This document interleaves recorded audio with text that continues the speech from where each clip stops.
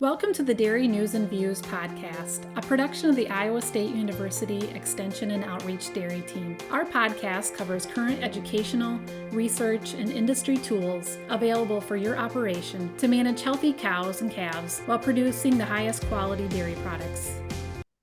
So thanks for joining us today on Dairy News and Views from the ISU Dairy Team. I'm Jen Bentley, Northeast Iowa Dairy Field Specialist. And today I'm here with my Extension Dairy colleagues, Fred Hull, Northwest Iowa Dairy Field Specialist, and Dr. Gail Carpenter, our Assistant Professor and State Extension Dairy Specialist, as we discuss today's topic. So welcome back to the podcast, Gail and Fred. Always good to visit with folks. Love being here.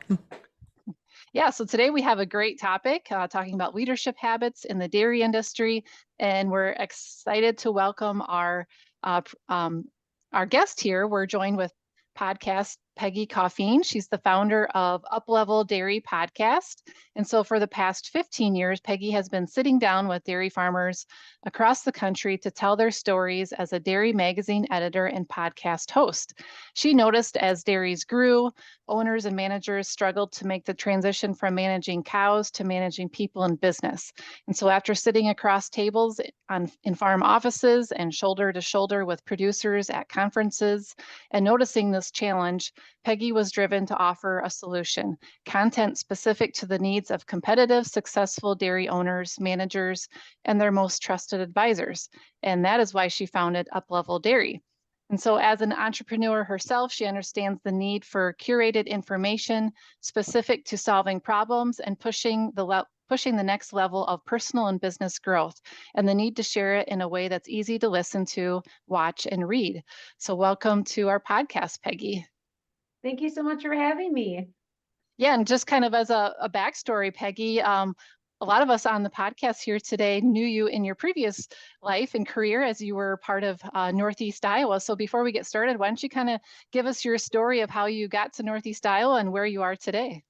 You bet. So born and raised in Wisconsin, and dairy has always been my life and my passion. And so when I was just about ready to graduate from University of Wisconsin, my goal was to actually move out of Wisconsin and work in the dairy industry and get some experience outside of what I already knew.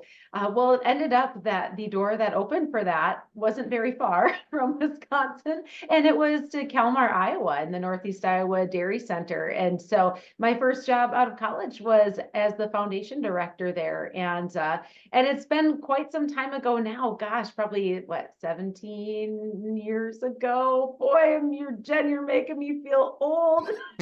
I wasn't going to say the year, so don't worry. Good. Okay. We'll just keep that our little secret. But I tell you, that opportunity that year that I spent in Northeast Iowa created some long-lasting life lessons and memories and incredible connections to people. And that includes a lot of you that are still part of Iowa State University Extension. And so I ended up, I could have stayed there for a really long time with you guys in Kalmar, but then I had that there was a boyfriend back home who's now a husband. So ended up moving to the Green Bay area after Kalmar and have stayed up here ever since. But very, very grateful for the time and the people and the producers that I was able to get connected with, and those students. What a great group of students at Northeast Iowa Community College, and so many that have gone on to be leaders in their own ways in the dairy industry too. Let's continue on that, moving the history forward. Tell us about the development of Uplevel Dairy Podcast. Why'd you start it, and what was your vision on it? Yeah, so it kind of what, as Jen so kindly introduced, a lot of really where Uplevel Dairy Podcast came from was a couple of things. For one, my whole career's been in communications in the dairy industry. And so as I've gone through, that field, a couple of things started to shift. One was the way people consume information. And I was finding that more and more people were saying, I have less time to sit down and read. But what I was hearing was they enjoyed being able to listen, to have something that they could put in their ear and be able to consume the information that they wanted that way. But I also was noticing that the type of information that people were seeking was starting to change too.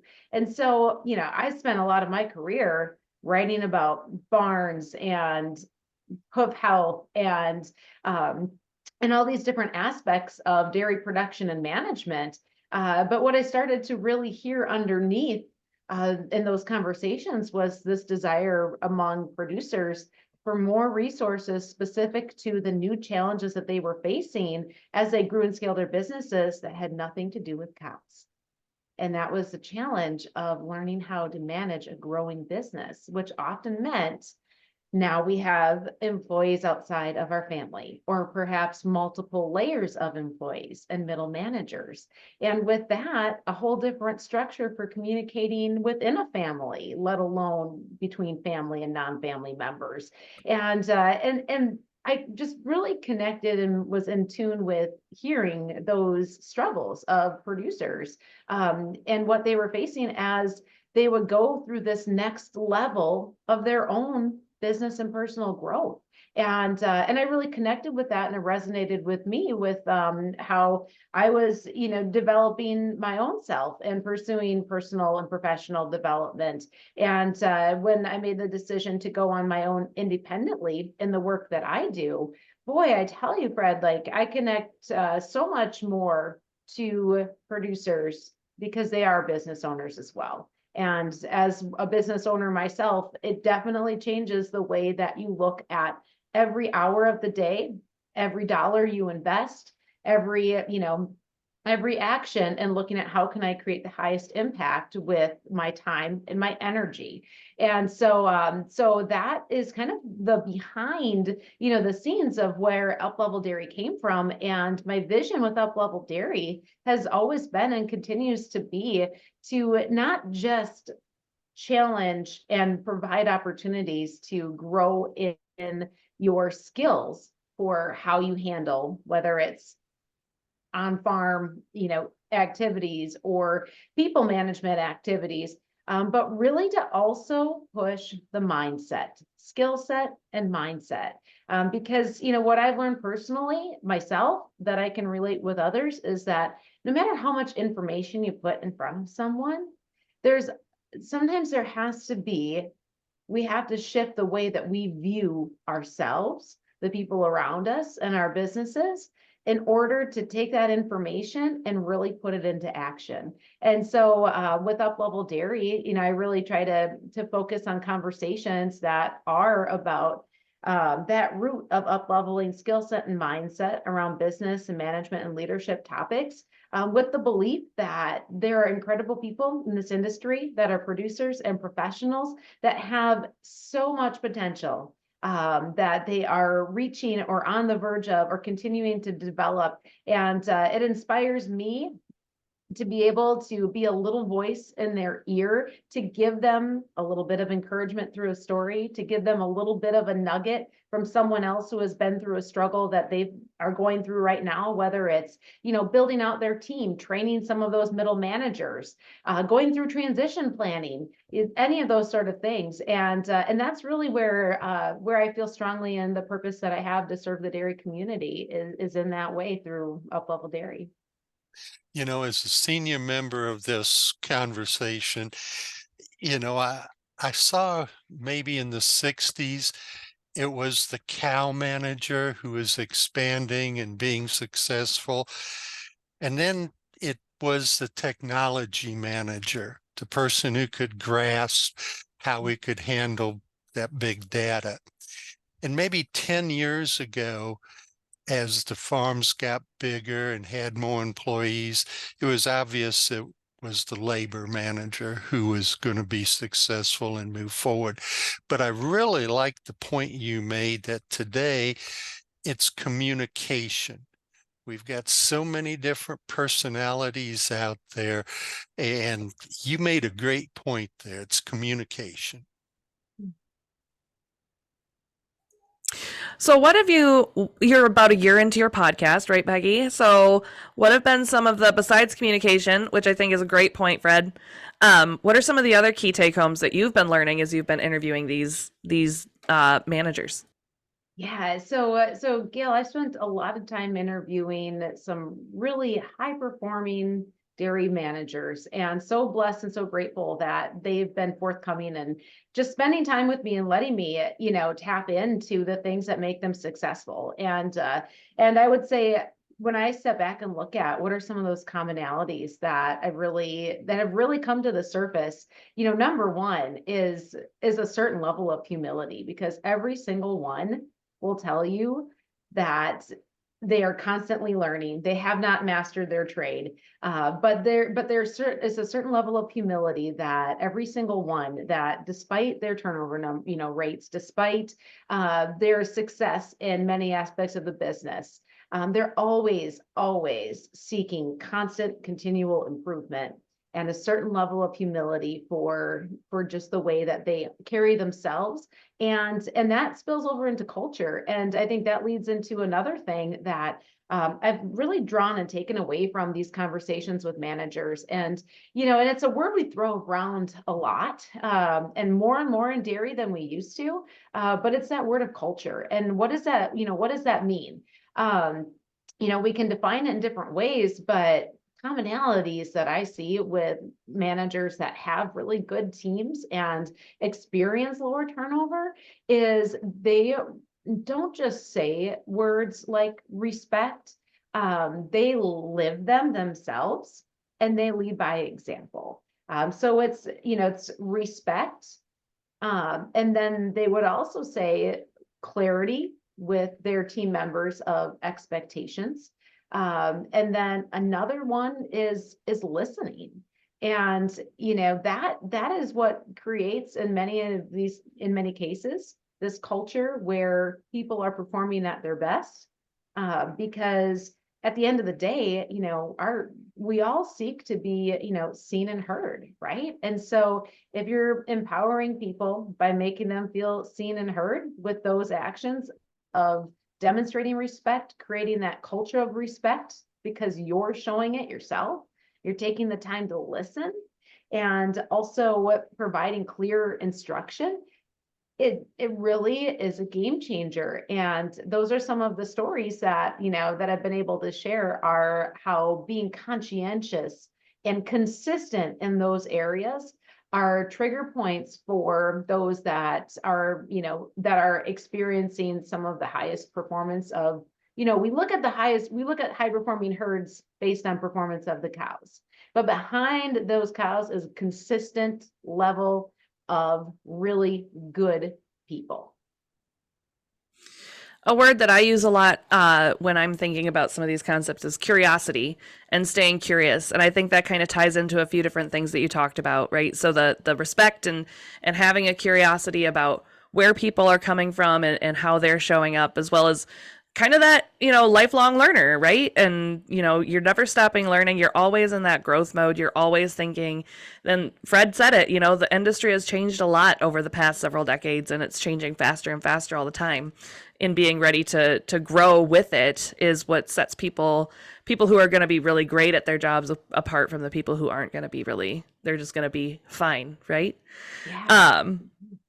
I love this idea of managing people, of moving from managing cows to managing people.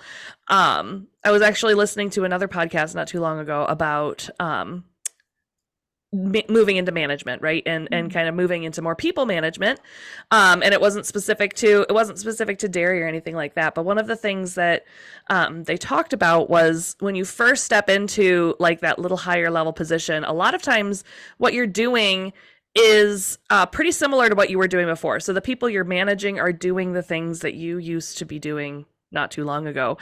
And it's really easy a lot of times to just kind of do it yourself, right? And be like, well, I know how to do that better than, like, I've been doing that for a long time. I'm really like, that's something that's natural and intuitive to me. And setting that a habit early on, right? That you're going to be delegating, you're going to be training. And it is really, I think, a huge mindset shift. So what have you been learning about that, about managing people versus just managing cows? And how can people kind of take some of those first steps and make it easier on themselves, and make it better, and take those steps towards that positive culture that you're talking about? Oh yeah. So Gail, I will be, this is like true confession time. I think one of the reasons that I am very passionate about learning more about this transition from managing cows to managing people and sharing these stories is because this is one of my greatest growth areas. As a person that's always been, I can relate to the producer who is kind of that like does a lot of stuff themselves person, right? Like they're doing the doing as in getting dirty and doing the work, and they're running the business, right? And so that can work for a while until you grow, until you want to grow. And that's where these challenges come up. And like I said, I relate to this because have felt this in another business that I have as I grew that. And as I came into starting Uplevel Dairy and having the vision to, eventually build out more within this company, that means that I have to learn how to do things like you talked about, like delegate, and how to help, how to facilitate other people to be able to be passionate as I am about the work that I'm doing. And so I'm just going to put it right out there that I am learning so much alongside the people that listen to the podcast, because this is an area of my own personal growth. And so, what have I learned, personally, and that I'm sharing with producers, about how to do that? One of the things that really is strong in my mind right now, I just had a conversation with a producer this morning, and he'll be a guest on an upcoming episode of Uplevel Dairy Podcast. But we were talking about his transition from managing a specific site of a dairy operation to being a general manager of 3 different sites. And I'm like, well, how did that go? What were the biggest challenges that came up during that? And what we were talking about was how, there was a process of getting everyone adjusted of who is now in charge, right? So as he stepped out of his role with one of those 3 sites to be a general manager, well, okay, so now it's communicating with everyone very clearly that this is who you call. You are comfortable calling me, right? They were comfortable calling him. He was their guy. He had their back. He was fantastic. Everybody loves him. Everybody wants to go to him. But he then had to be very clear that I am no longer your main person. The process is you are now to call this person. And I truly, and I believe that this person is going to address this challenge, whatever you're facing, the same way that I would have done it, right? So that's maybe an example of providing this clarity of a chain of command, and how that can be a challenge that comes up in growth and scaling, and add, just developing your team and adding people, is providing just this clear instruction, this clear path, and not just saying it, but then backing it up. Because the other thing that he shared too was, and that meant that, he was reinforcing that manager is now the point person. So instead of taking it on himself, right, as he talked about, like, oh, well, it'd be easy to just take care of it, get it done, take care of it, move on. It was being patient enough and cognizant enough and intentional enough to say, like, if I don't help this employee make this transition now of who their person to talk to now is, who their manager on this site is, it's only going to be more headaches for everybody and more confusion among a whole lot of people. And so that's maybe one example that is fresh in my mind right now of that sort of transition. Do you see that with some of the farms that you talk with as well? Yeah, I think that really goes back to Fred's point. I was thinking about that as you were talking, and that communication, right? And I always think of Brene Brown's quote, clear is kind. And I think, here in the Midwest, we tend to be very Midwest nice about some of that stuff and be like, oh, it's, just one time and it's easy enough to do, right? Because you know the answer. And, but ultimately, I think if you don't set those boundaries and you're not clear and you don't provide that clarity early on, it ends up burning you out as the producer, as the person who just got promoted. It can burn you out because you're doing your old job and your new job. It's also not really fair to the people that you're trying to develop as well. The people who are coming in below you, and they're here for they're wanting to develop their careers as well, and they're wanting to advance, and they're wanting to gain some new skills and get some of that growth too. And if you don't allow them to have that, then that's not fair to you or fair to them. Yeah. And it goes back to culture, right? And if you take that word respect and just look at the different ways that can be acted out or counteracted, that I think that defines it. I think that's a skill that can be crafted in any career that you're doing.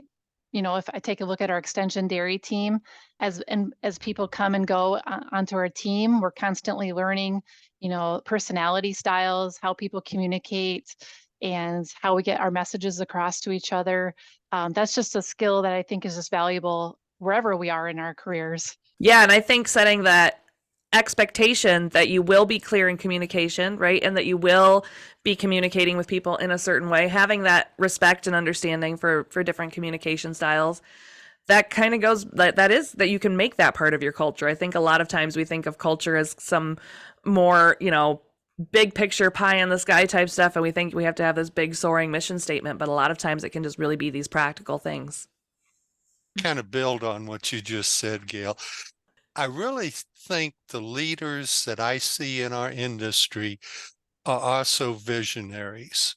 I mean, think about the herds that have really been successful, who've done something a little bit different. And I think we've got to have that vision. Now, that's different than the mission statement. But the fact is, if you can't see that your number two person is going to be the manager of this dairy, and you don't have that vision to help him, you're not the leader you could be. Do you see that when you talk with people? Yeah. This vision is such a powerful thing, right? And when you really look at, it's not just you talked about a vision statement, right? Like a vision statement can be words on a wall, but if it's not internalized and a core belief of the person that is in leadership, and if they are able to communicate that, from the top down and instill what their vision is and share what that vision is. I mean, how many farm families, and I'm raising my hand here because I'm from a farm family, how many farm families have a clear vision of where they're going to be 10 to 20 years from now? And I say this, again, like just being the example myself, like we're kind of tightening up some things with our own family farm, transition plan. And it's just acreage, right? Like, so it's a very tiny little example of what others, at large in the industry are experiencing, but it helps me relate, on some level, to say, like, those are tough conversations sometimes when it comes to vision. And in fact, this is something I've talked a little bit about on the podcast, and I've spoken about a little bit too. But are you guys familiar with the book Traction by Gina No, Wickman? that's one I got to put on my list now. Write it down. Add it. This is number 75 for 2024 for you, isn't it? I'm only on like 7 right now. So this book Traction, it's this entrepreneurial operating systems business model is like kind of the whole thing behind it. Blah, it's a lot of fancy words. At the end of the day, the tool that I really took out of it is what's called the Vision Traction Organizer. And I actually spoke about this to a group, an NMPF Young Farmers group, and we kind of workshopped it out of what it looks like to clarify your vision. That's the vision portion. And then the traction is to put some action steps around that.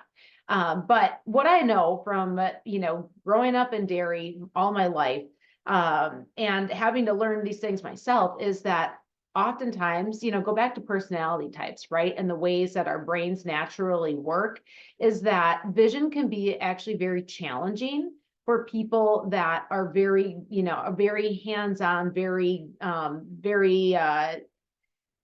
good at like taking action.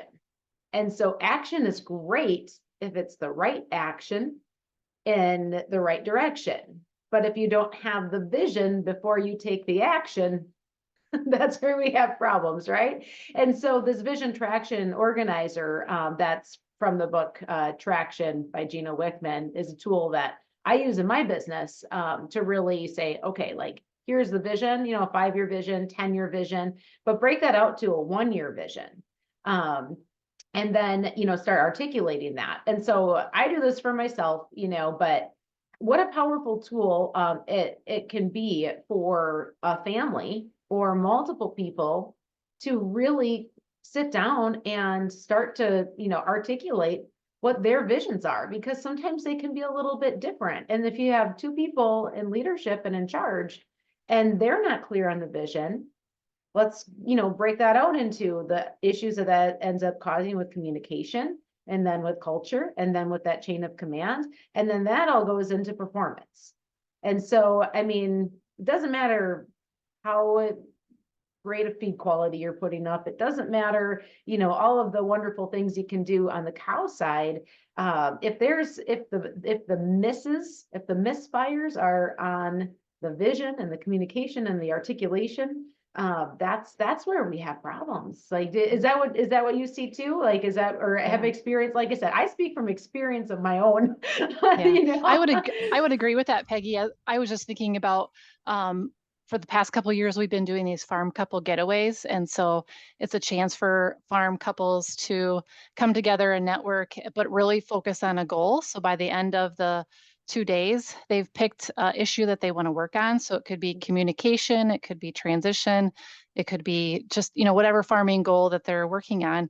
But one of those aha moments for those, I feel like every time we do these is, they write down, I never took the time to write it down. I never took the time to write down what my steps are for the next year, right? Or what my steps are for the next 5 years. What's my vision for 10 years? So I think that's one of those aha moments of, taking the time to write that down or just think through that process is pretty valuable. I was going to say, I think it's kind of funny when we were talking about visioning and vision statements and writing down our goals. My first thought wasn't so much the action people who don't have vision. My first thought was about the vision people who don't have action. Oh, and that can be just as bad. Yeah. Yes. So they're all about thinking big picture. Yeah, we can do it. It's amazing. But okay, let's think about some of these practical steps. How are we going to get here? And I think that's what Jen's kind of referring to as well, is, okay, we took the time to write down this big goal, but just writing it up and putting it on your vision board isn't going to do anything. You actually have to figure out what are your actionable steps forward towards it.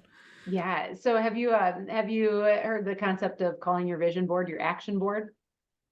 No, but I do like that. Now I need a vision board because I don't have one. Well, I'll tell you, I created one, and mine are like, I've done this for a couple of years. They're not fancy. Like, they're kind of sloppy. They're kind of messy. They're so not perfect. But they're done. Right. And there's something. And the reason I did it was because of a dairy farmer friend of mine. And she was telling me about her vision board, and some of the things that had been on her board for a couple of years, they were happening. And so she was, she really inspired me to be like, okay, well, instead of waiting to put together the perfect, most beautiful vision board, I'm just going to start.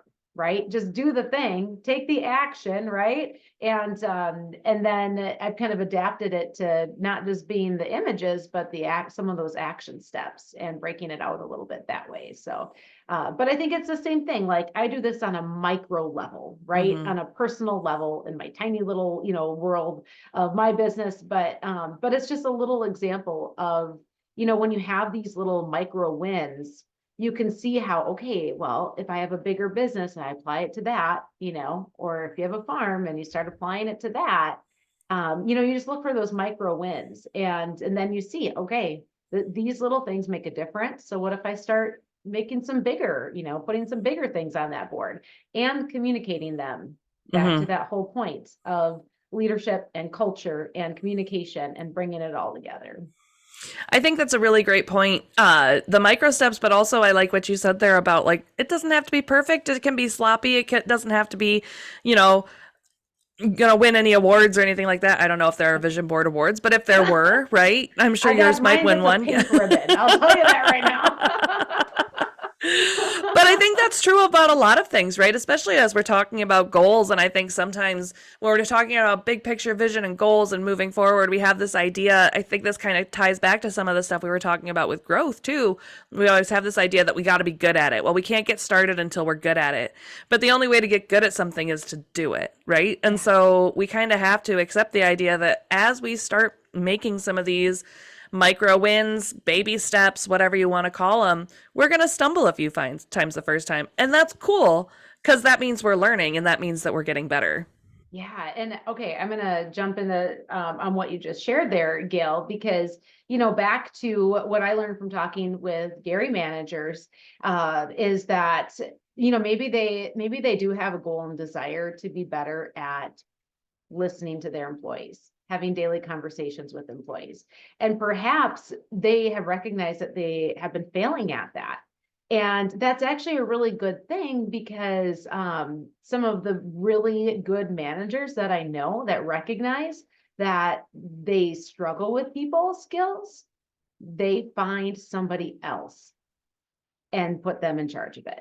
So maybe they outsource it. Maybe it's someone within their team. I actually have a podcast episode from, I can't even tell you the right number, but Travis Spears from Shiloh Dairy a few months ago, and he talked a lot, we talked about culture, the culture at their dairy, and, he really said, he's like, it's this, Danielle, the woman that manages, the parlor and some other areas of the dairy, he's like, it's her, so in that example, he recognized that he could try, but she was so like her skill set naturally lended to being the person to work with people and to be extremely effective at it.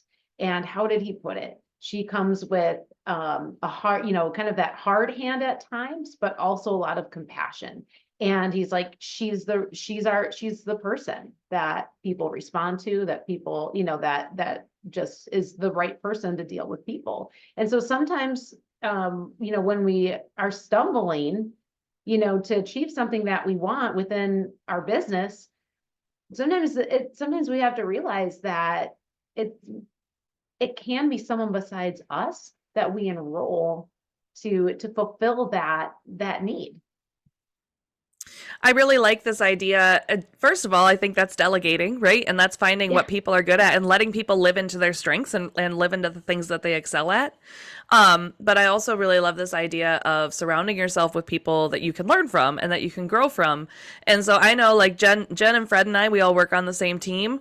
I'm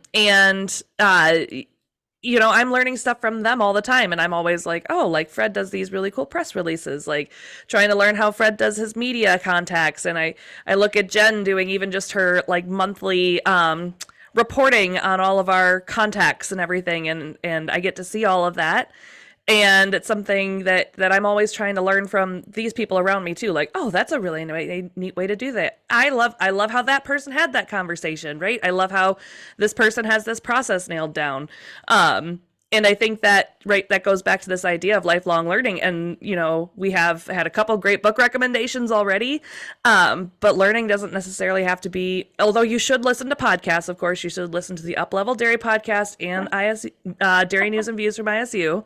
But in addition to listening to some of these fantastic podcasts, watching our fantastic webinars, we can also be learning from the people that are around us every day if we're surrounding ourselves with quality people.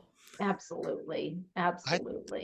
I think we're going to have to create a book list for this dairy group. Yeah. That? Every time we meet, I write down another book title. Yeah.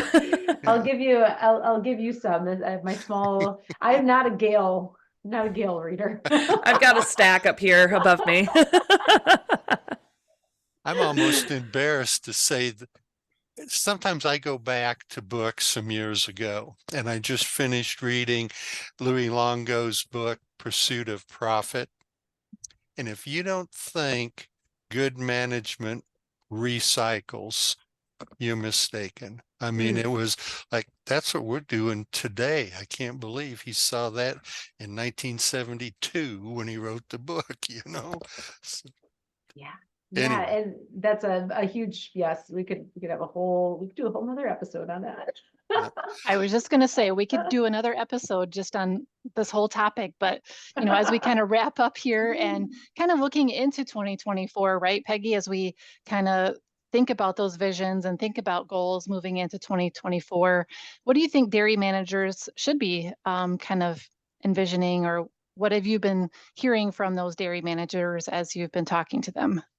Yeah, when it comes to the people side of things, I just was speaking with a manager the other day, and we were talking about what motivates people to stay, right?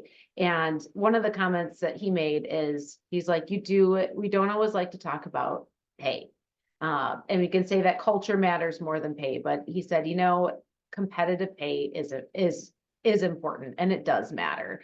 And he said, he's like, there's been times when I've gone cheap on pay, thinking I can pay milkers cheap. And he's like, you get what you pay for. And kind of to his point, and I think this is something that I'm going to wrap in a couple of other conversations that I've had recently on this topic of knowing that things get tight in dairy, right? Margins get tight. That's no secret. But I've asked a few, industry experts as well, like what would you cut and what don't you touch when it comes to business costs? And Paul with Complete Management Consulting, a very good friend of mine, he's been on my podcast several times, will continue to be. And we just had this discussion the other day, and he said, he's like, of all the things that he cuts, and he's really good at cutting costs, he said, one of those things that is worth investing in is really good people. And so what's a really good person? For him, it's a person that can be, that's willing to, and wants to be challenged in their position, and that's willing to be if to do multiple things on the dairy. And also a person that's productive to the culture of the dairy, because, if some people, if they bring a certain level of drama, that's going to cost you time, money, and efficiency in the long run. But this was I share this, as a theme that came up in just these recent conversations with a couple of managers, and also with Paulie, is, good people are worth paying a little bit more for, so that they can be part of your team. They can be, productive. You can give them the opportunity to contribute in multiple ways, and, perhaps even be able to take two jobs and put it into one, by combining some of those efficiencies. So that's one thing that I've garnered lately from these conversations as we head into 2024, that any, dairy producer can be thinking about when it comes to their business and their people, and what's working for others out there. And even, like I said, in some cases where others have had some tough lessons of what's worth it and what's not. Gail or Fred have any last comments? I think one of the things I was thinking of as you were talking, Peggy, is one of our colleagues has a phrase that he uses a lot, and it's that every problem on a dairy has a first name and a last name, right? Meaning that it's you can usually tie it back to a people problem and not necessarily a science problem, a biology problem, an animal problem. And I like to take maybe a little bit more positive view of that, which is that, every good thing that happens on a dairy is because you hired the right people, or that you're working with the right people. Definitely. And sounds like a good time to wrap up. You said great idea right there. Yeah. Well, Peggy, I certainly enjoy you being on our podcast here today. It was great to reconnect with you, and I'm really good to see you out in the industry and being passionate about what you like to do and sharing that message out to the dairy industry. And so I'm an avid listener of your Uplevel Dairy Podcast, and I'll put it in the show notes for others if they are curious of what it's all about as well. So again, we appreciate you being on our podcast, Peggy. Oh, well, thank you so much. And thank you to the three of you and the work that you do. I know it comes from a deep place of passion for serving the dairy industry, and I have great admiration for the work that you're doing every day to make a difference for dairy producers. So thank you for the opportunity to get to be in the virtual room with three industry leaders today. Well, we want to thank our podcast subscribers, and thanks for joining us today, and look forward to visiting with you on the next Dairy News and Views from ISU. This institution is an equal opportunity provider. For the full non-discrimination statement or combination inquiries, go to www.extension.iastate.edu/diversity/ext.